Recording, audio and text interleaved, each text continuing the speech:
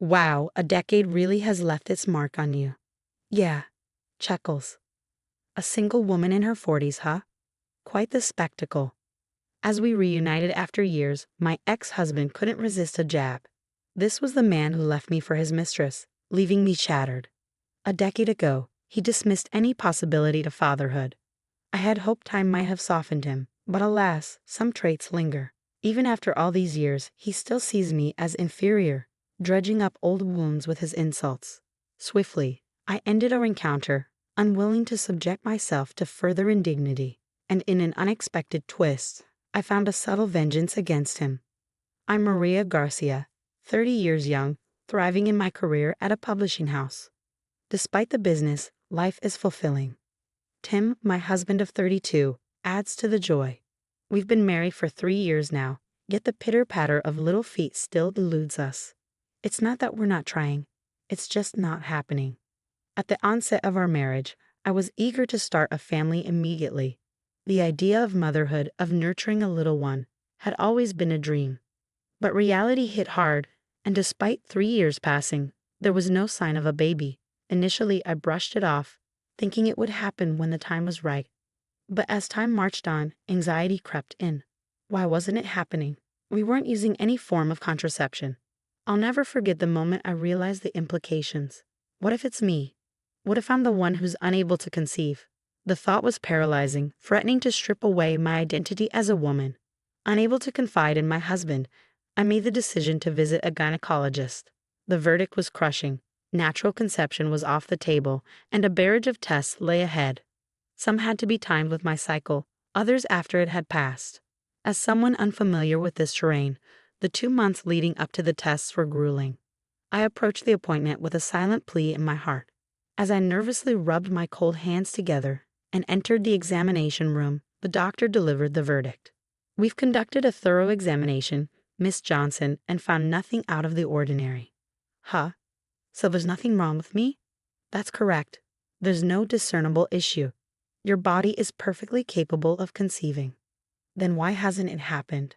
In that moment, a single notion dawned on me. The doctor seemed to share the same inkling, his expression tinged with gravity. Have you considered having your husband tested as well? So you're suggesting the infertility might lie with my husband, not me? That's correct. It's not widely known, but approximately half of infertility cases stem from issues with the male partner. Half? It's common to assume infertility is primarily the woman's issue. But as you can see, that's not always the case.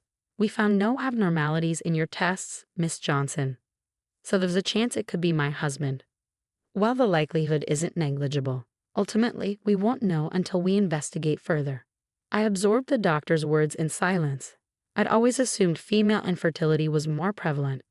As the doctor suggested, I made the decision to have Tim, my husband, undergo testing as well. That evening, as soon as Tim returned from work, I broached the topic. Hey Tim, would you be willing to accompany me to the women's clinic I've been visiting on our next day off? Huh? Why do I need to go? Well, today I received the results from my infertility test and everything came back normal. Huh? So, it's not just that. The doctor explained that in roughly half of infertility cases, the issue lies with the man. So, I began to explain what I'd learned from the doctor when Tim's expression hardened and he released a heavy sigh. Are you implying I'm the reason we can't conceive? I'm not implying anything, but the possibility can't be dismissed, so I think it's important for you to get tested. Don't be ridiculous, me infertile. I'm a man. It's impossible for me to be the problem. But the doctor mentioned it could be an issue on the man's end too. Don't put stock in everything some quack doctor spouts. Clearly, the issue lies with you, the woman. You're blaming me for our inability to conceive when it's your problem. Tim's voice escalated as he forcefully hurled a cushion at me. It struck my head, sending a jolt of pain. Ouch. I'm telling you, it's your fault, got it? You're insinuating that I'm the reason for our infertility. I'm not. You're jumping to conclusions. I was simply discussing possibilities, nothing more. There's no basis for that assumption. Don't pin our infertility on me. I'll even report this to my mother, okay? No, please don't. Besides my father-in-law, my mother-in-law harbors doubts about her only son and holds a negative opinion of me. I've always tried to minimize our interactions and avoid upsetting her. Despite my efforts, my husband wasted no time contacting his mother, painting me as the culprit.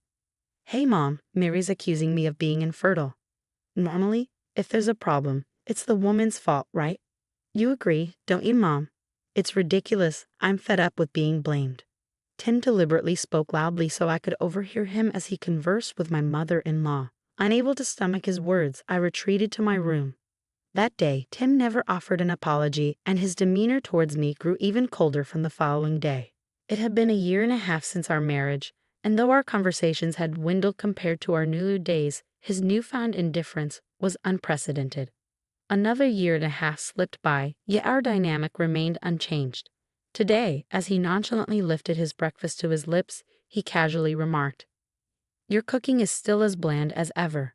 How do you manage to mess up something as simple as breakfast?" But I made your favorite French toast today." I enjoy delicious French toast. Who would willingly eat something this terrible? Sorry, if you don't like it, you don't have to eat it. Huh? Why you want me to go to work hungry? Well, it's not like. Fine then, since I'm grabbing breakfast from the convenience store, you're covering it, all right? My husband abruptly rose from his seat, snatching my wallet from my bag with more force than necessary. Extracting a $50 bill, he pocketed it without a second thought. Wait a minute, $50 is too much. Huh? You got a problem with that? I'm just tired of choking down your terrible cooking. Let's call it payment for this week's breakfast. But that money was for my hair salon appointment this weekend. It's absurd. You're infertile, so don't waste money on frivolous things to improve your health. Do some exercise, you idiot. With a contemptuous glance, my husband exited the living room. As soon as I heard the door shut, tears streamed down my cheeks. Why do I have to endure this? A wave of frustration and sorrow engulfed me. Before I realized it, I had been crying in the same spot for 30 minutes, much like I had been doing for days. Then one evening, my husband returned home from work with an unusual cheerfulness. I wondered if something good had happened. Just as I pondered, he addressed me with a radiant smile. "Mary, I want a divorce." "What? Divorce? What are you saying?" "I'm going to be the father." "Huh?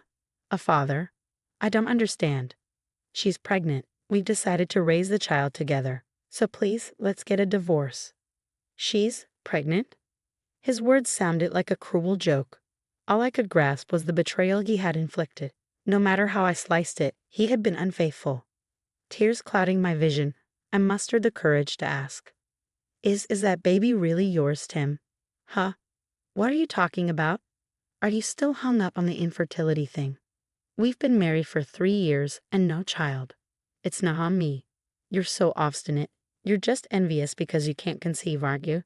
Well, tough luck. You're the one who's infertile." With those words, he shoved me aside, demanding that I leave.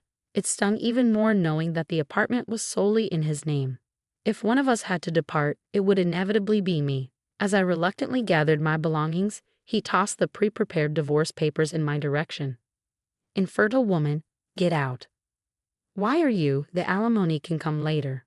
"I'll leave, even without your prompting. But I never imagined you could be so heartless." "Say what you will. I'm reveling in my newfound happiness. Unlike you, I'm going to be a parent." Laughter. With a mocking laugh, he exhaled. The man standing before me was a stranger, no longer the Tim I once adored. Leaving the apartment, I secured a temporary rental near my workplace. Scouring for a permanent residence, I eventually settled into a new apartment. With only the essentials, clothing and basics, I juggled furnishing my new abode while managing the demands of work. However, the $30,000 alimony from my ex-husband and his mistress provided a financial cushion, easing the transition into my fresh start. Over the next 5 years, I threw myself into work, determined to leave my painful past behind. During this time, a mutual acquaintance at work introduced me to John Thompson. John, 2 years my junior, possessed a warm and generous spirit. Like me, he had weathered a divorce, marred by his ex-wife's infidelity. Neither of us bore children, our circumstances mirroring one another's. This shared bond forged a deep understanding between us, eventually blossoming into romance. After a year of courtship, we joyfully exchanged vows, becoming husband and wife. Now Mary Thompson, I threw myself even deeper into my career. Yet, on weekends, my husband and I relished in outings, embracing our newfound lease on life with occasional trips and adventures. To my astonishment, on my 37th birthday, I discovered I was pregnant. Just 6 months into our marriage, the child we had longed for arrived with unexpected ease. Tears brimming in his eyes, my husband celebrated with heartfelt joy. "Mary, thank you. I'm overjoyed." "I am too. I'm beyond happy. I never imagined I'd become a mother. Despite our age, I'll stand by you every step of the way. Together, we'll tackle whatever comes our way." "Thank you, John. I'm truly grateful to embark on this journey to parenthood with you." True to his word, John stood by me throughout my pregnancy, shouldering all the household responsibilities we once shared and handling all the shopping. 7 months later, our daughter arrived safely, bringing unparalleled joy into our lives. As time flew by, Lisa turned 3, her chatter filling our home with warmth. On a day when John was away, Lisa and I ventured to the park. While she played in the sandbox, a familiar voice caught my attention. "Is that Mary?" "What?" "Tim." "Indeed, it's Mary. It's been quite some time." Standing before me was my ex-husband Tim, the one who had once abandoned me. His grin widened as he drew closer, scrutinizing my expression. "What brings you here, wearing that despondent look? Waiting for someone to sweep you off your feet. That's absurd. Please just leave me alone." "My, how you've aged over the years. A single woman in her 40s. You seem rather downcast." My ex-husband clapped his hands together and erupted into laughter. His presence felt like a sudden rupture, shattering the newfound happiness I had just begun to embrace. Why did he have to show up now, of all times? It was because of him that I endured so much pain. I couldn't forgive him. Today, I resolved to unleash all the pent-up emotions within me. I rose to my feet, the anger boiling inside me beyond control. "The root cause of all this chaos is you."